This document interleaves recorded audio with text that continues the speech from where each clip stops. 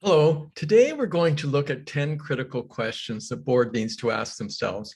Now, of course, we're going to be answering these throughout the course, but it seems like a good place to start in terms of the critical questions that go to the essence of governance as leadership. And it starts, of course, with why are we here? What business are we in? Have you had that conversation around the board table? As you know, my view is that we're in the community development business. So what do we hope to accomplish to improve our community? How are we going to make a difference? Why are you here? What are you doing here? How are you making your contribution? And secondly, who is our employee? Well, you only have one employee. So how do we develop that critical partnership with the chief executive officer by whatever name we use? And what is our policy and plan for accountability, evaluation, succession? Are they in place for this critical position? What is our role? What is your role? Well, as you know from previous discussions, it's setting strategic direction on behalf of your community, the partnership with your chief officer, ensuring sustainable resources to achieve your mission, and monitoring and auditing outcomes, as well as finances. Now, a little more detail in terms of how we make decisions. Why are we meeting? Do we actually have agendas of consequence, focusing on strategic and forward thinking and planning? Or are they just reports on what someone did last month? Does our strategic plan drive our goals and our agendas? How intentional are our practices? Can we actually say at the end of each meeting, we made a difference for our community?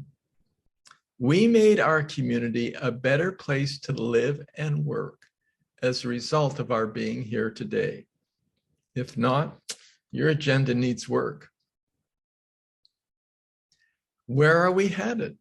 Do we actually have a strategic direction? Have we set one on behalf of our community?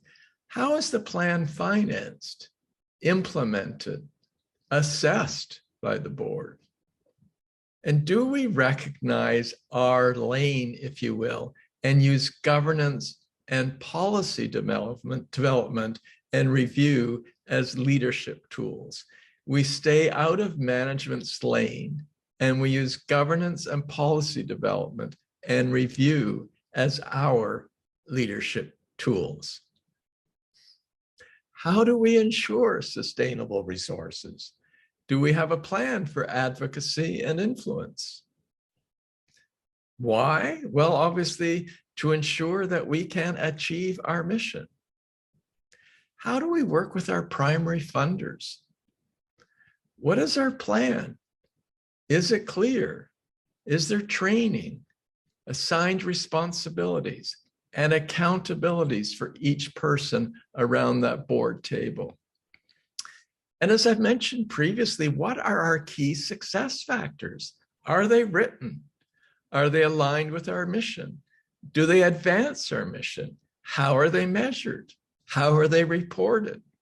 Do we agree on them in that they focus on impact rather than simple inputs and outputs? How do we manage oversight and risk? What are our values and mechanisms? Are we legal? What legislation affects our operation, and when did we last review it? Are we transparent as financial stewards? Is each board member financially literate?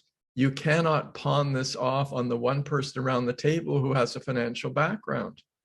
Each board member must be financially literate or get the training. It's not hard. At least recognize the red flags. And we'll be looking at this later on. Is succession management a risk for your executive director? If so, do you have a policy in place? How do we foster inquiry and transparency? How do we move to high performance, avoiding that culture of niceness?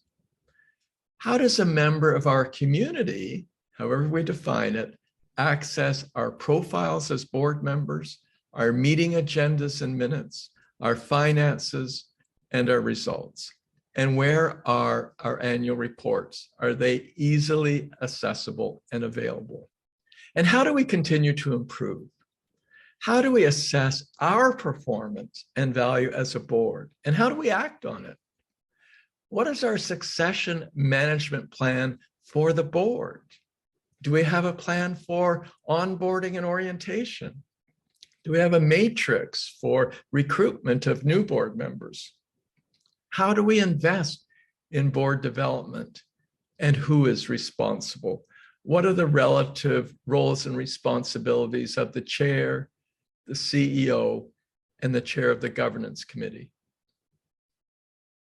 These questions and more will be explored, but they do provide a context and an overview for you before we start to look at what comes up next. I look forward to continuing this discussion with you in our next set. Thank you.